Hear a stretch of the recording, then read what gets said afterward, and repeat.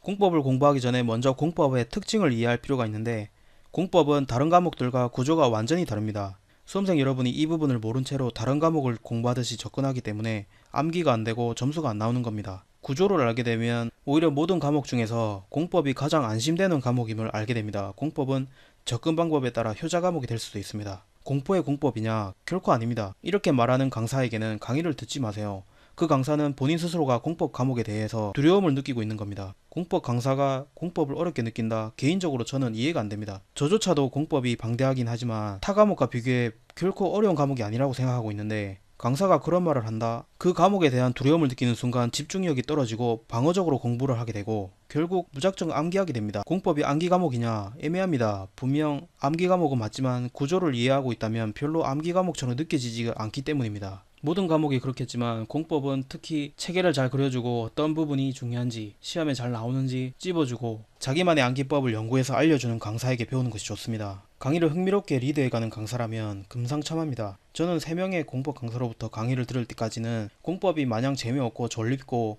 그러다가 고상철 강사의 첫 샘플 강의를 들었을 때는 망치로 한 대 얻어맞은 것 같았습니다. 공법이 이해 과목일 수도 있다는 것을 처음 알게 된 순간이었습니다. 시험이 거의 코앞에 다가왔을 때쯤에는 공법 과목의 구성이 굉장히 체계적임을 깨달을 수 있었습니다. 저 또한 대부분의 시험 준비생들이 생각하듯이 공법은 지루하고 어렵고 100% 암기 과목이고 양이 방대하다 이렇게 여긴 적이 있었습니다. 공법을 이렇게 여기게 되는 이유는 바로 대부분의 강사들이 강의 극초반에 이렇게 말을 하기 때문입니다. 뭐 민법보다 양이 많다는 둥, 강사들도 솔직히 다 모르는 과목이라는 둥, 이런 이야기들로 수험생들이 제대로 시작도 해보기 전에 겁을 잔뜩 줘놓는 겁니다. 이런 식으로 선입견을 강제로 이식받고 나면 공법 과목을 이해해야 될 대상이 아닌 100% 외워야 될 대상으로 보게 됩니다. 본인도 모르게 강의 전부를 외울 태세로 공부에 임하게 된다는 소리입니다. 자연히 공법이란 재미없고 양만 많은 암기 과목, 과락만 안 당하면 안심인 과목, 이렇게 여기게 되는 것이죠. 이렇게 되면 수험생들은 제대로 공부할 생각을 하지 않고 꼼수를 찾게 되고, 꼼수로 공부하면 시험에 임박할수록 점점 더 불안해집니다. 공법 과락으로 나머지 공부가 물거품이 되지 않을까 하는 두려움 때문에 말입니다. 그런 생각이 드는 순간 그 수험생은 본인이 지금까지 수개월간 만들어왔던 공부 패턴을 잃어버리고 다른 공부는 다 제쳐두고 공법을 공부하기 시작합니다. 새로. 그렇게 그동안 아무런 이해조차 해보려 하지 않았던 과목을 부랴부랴 공부한다고 해서 머리에 들어올리는 만무합니다. 아니, 그때부터라도 이해 과목으로 접근하려는 분들은 그나마 다행이지만 10중 8구는 요약집을 통째로 외워버릴 태세로 덤빕니다. 그런데 이해 없이 암기한 지식들은 조금만 다른 과목에 신경 쓰다 보면 싸그리 머릿속에서 휘발되고 사라져버립니다. 공법도 단기공부법에 맞춰서 체계적으로 공부하시기 바랍니다. 위에서 공법은 구조 자체가 다르다고 했습니다. 개론처럼 여러 개로 나뉘어진 단원들이 각각 따로 노는 과목이 있는 반면, 공법은 A 단원과 B 단원이 굉장히 비슷하다고 느낄 정도로 마치 A 단원이 B 단원의 전 단계처럼 느껴질 정도로 밀접하게 연관되어 있습니다. 예를 들어 도시개발법을 공부한 상태에서는 도시 및 주거환경 정비법이 쉽고, 건축법을 공부하면 주택법이 아주 쉽습니다. 참고로 국계법이 정리가 된 상태에서는 나머지 단원들에 대한 이해가 잘 됩니다. 각각의 단원들이 유기적으로 연결되어 있기 때문에 국계법, 도시개발법, 건축법을 빼대라고 생각하고 나머지 단원을 정리하면 됩니다. 강의를 볼 때는 다른 과목과 달리 공법 요약집을 펴놓고 강의에 맞춰서 공부하세요.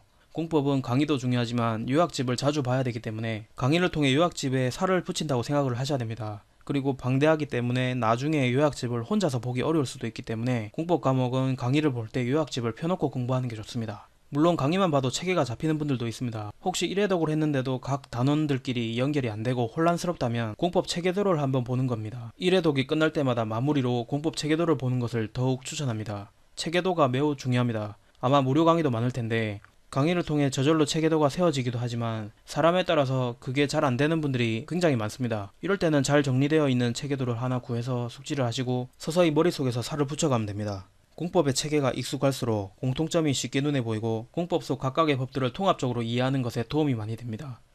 강의를 다 듣고 나면 문제를 절대 풀지 마시고 요약집을 외우셔야 됩니다. 제가 공부한 공법 요약집은 고상철 쌤이 요약 특강용으로 만든 한 220페이지 정도 짜리인데, 저는 고상철 강의를 듣기 전에는 공법이 엄두도 안 났습니다. 그래서 이분 것을 듣는다는 것을 가정해서 설명하자면, 고상철 쌤 기초나 기본 강의를 1회독 하는데 이건 단순한 워밍업을 위한 단계이고, 본격적인 강의는 공법 요약 강의입니다. 요약 강의를 반복해서 들었고 이 요약 강의를 위해서 만든 요약집을 펴놓고 공부를 했습니다. 그렇게 강의를 공부한 후에는 계속 공법은 요약집만을 반복해서 공부했습니다. 강의에서 잘 이해가 안 됐던 부분, 가물가물했던 부분이 요약집을 읽고 외우면서 머릿속에 다시 정리가 되기 시작하는데, 이때 체계도를 옆에 펴놓고 지금 어느 부분을 공부하고 있는지 비교를 해가면서 공부하셔야 됩니다.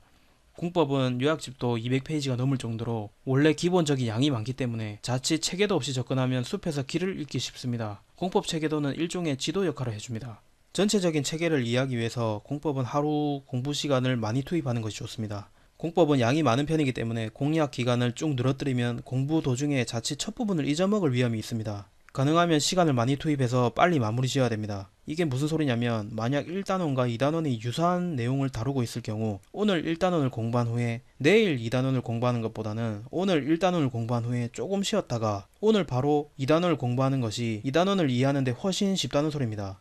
여러분이 오늘 공부한 것은 단기 기억이기 때문에 이 기억이 조금이라도 희미해지기 전에 그 과목의 진도를 더 나가야 된다는 소리입니다. 보통 강의들을 보면 특정 단원을 가르치기 위해서 3강이나 4강으로 나누어서 촬영한 것을 볼 수 있는데, 적어도 강의에서 오늘 1단원을 새롭게 들어갔다면 최소한 1단원 정도는 마무리 짓고 하루를 마감을 해야 되고, 가장 좋은 것은 1단원을 마무리한 후에 잠시 쉬는 걸로 졸음을 쫓고 곧바로 2단원으로 넘어가는 겁니다. 이것 때문에 단기 공부법에서는 강의를 몰아서 보라는 것이고, 이런 식으로 강의를 무사히 공부를 했다면 요약집만 여러 번 보시면 됩니다. 문제는 기출문제와 강의 도중에 강사가 읽어주는 문제를 제외하고는 풀지 마세요. 공법은 어디까지 외워야 되는지 궁금해하시는 분들이 계신데, 어떤 분들은 숫자 하나하나에 집착하는 분들이 있습니다. 특정한 문제, 동의자수 이런 걸 빼고는 숫자에 그다지 미련을 두실 필요는 없습니다. 그런 지엽적인 문제는 학원에서 만든 문제집이나 모의고사 같은 데서는 나오지, 실제 시험에서는 숫자 살짝 바꿔서 변별력을 가리는 이상한 짓은 하지 않습니다. 공법 과목은 숫자로 장난치기 시작하면 과락 홍수납니다. 그걸 출제위원들이 누구보다 잘 알고 있습니다. 고상철쌤은 요약 강의에서 개정 내용, 요약집에서도 올해 나올 가능성이 높은 부분, 안 나올 것 같은 부분을 걸러내줍니다. 참고로 제가 말하는 요약 강의는 시잘부나 시곡태를 말하는 게 아닙니다. 말 그대로 본 강의가 끝나면 다른 과목들도 다 똑같이 나오는 그 요약 강의를 말하는 겁니다. 모 강사는 공법이 민법보다 훨씬 더 양이 많다는 것을 강조하는데요. 실제로 시험에 나오는 부분은 많지 않습니다. 그리고 10월달에 공법 답 고르는 방법을 알려드릴 텐데, 믿어지지는 않겠지만 공법 시험은 꼼수가 한 가지 있습니다. 너무 방대하다 보니 그런 건데, 어느 정도 공부하고 나면 1, 2, 3, 4, 5 답지만 보고도 답을 골라낼 수 있습니다. 이 부분은 혹시 문제가 될 수 있기 때문에 시험에 임박하면 영상을 잠시 올렸다가 다시 내릴 생각입니다.